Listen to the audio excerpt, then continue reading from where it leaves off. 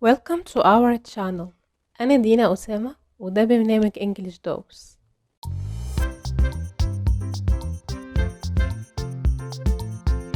أهلا بيكم في حلقة جديدة من سلسلة English for Beginners. الحلقة اللي فاتت اتكلمنا عن استخدامات و an و the، وفي آخر الحلقة خدنا exercise. يلا بينا نحله مع بعض. He is not ugly boy. هنختار an لأن ugly بدأت بحرف متحرك وهو اليو، فأمبريلا تاخد an umbrella. طب university لا، مش هتاخد هتاخد طب ازاي اليو حرف متحرك؟ طب تعالى نفهمها واحدة واحدة. اليو ليه حالتين في النطق. اول حالة بننطقه زي في كلمة umbrella ugly. الحالة التانية بننطقه يو زي في كلمة university.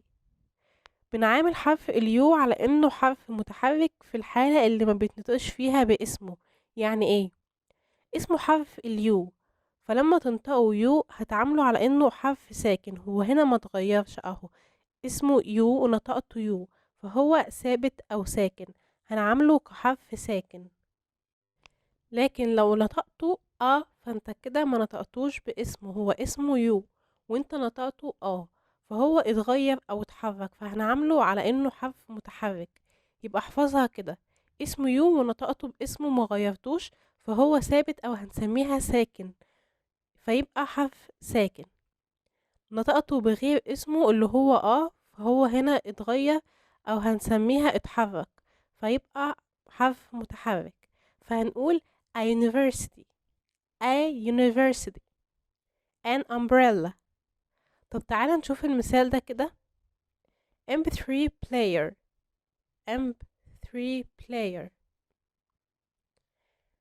هتاخد ولا ان؟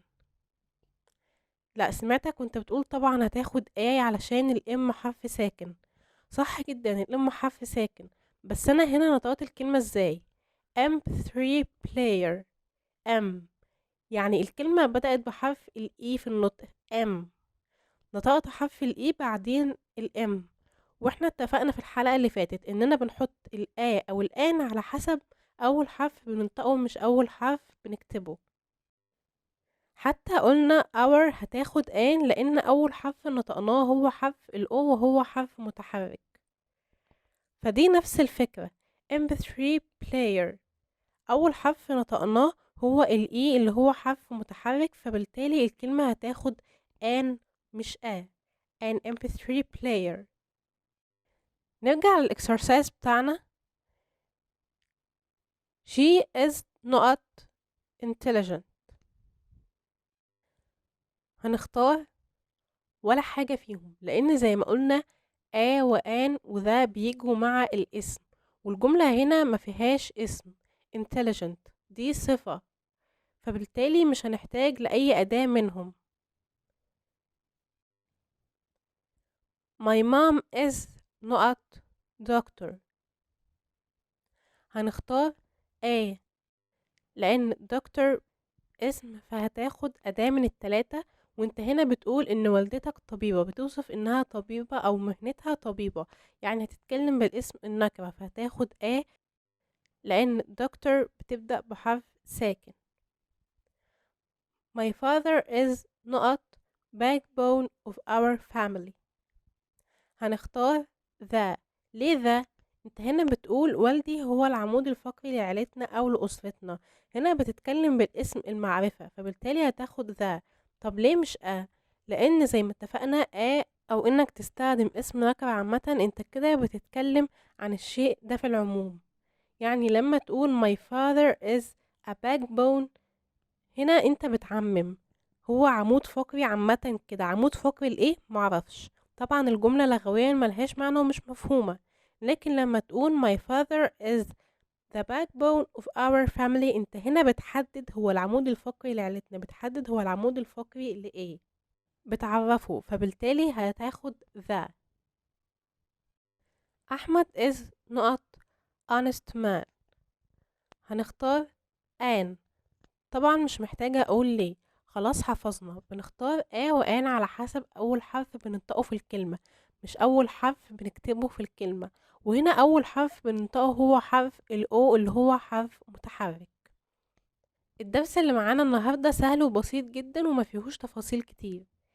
ايه الفرق بين الجمل دي؟ أنا مدرس، هو مدرس، هي مدرسة، هم مدرسون. الفرق في الضماير.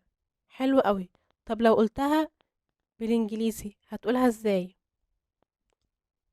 أنا مدرس، I a teacher. غلط. ليه بقى؟ بص يا سيدي، في العربي عندك جملة اسمية وجملة فعلية. الجملة الاسمية زي أنا مدرس مفيهاش فعل. في الإنجليزي بقى مفيش حاجة اسمها جملة من غير فعل، أي جملة لازم فيها فعل. فلما تقول أنا مدرس تقصد بيها أنا أكون مدرس. فعل الكينونة ده اللي هو أكون ده في الإنجليزي بنسميه verb to be. verb to be.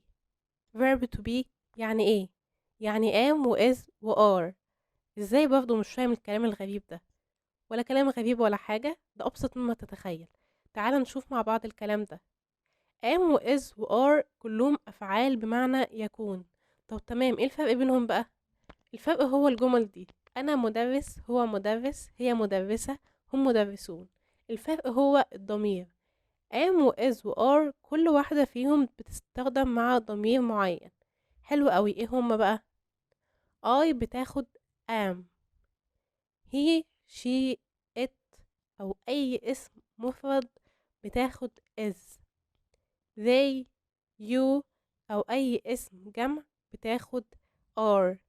طب تعالى نشوف أمثلة مع بعض. أنا مدرس، تعالى ناخدها واحدة واحدة. I a teacher.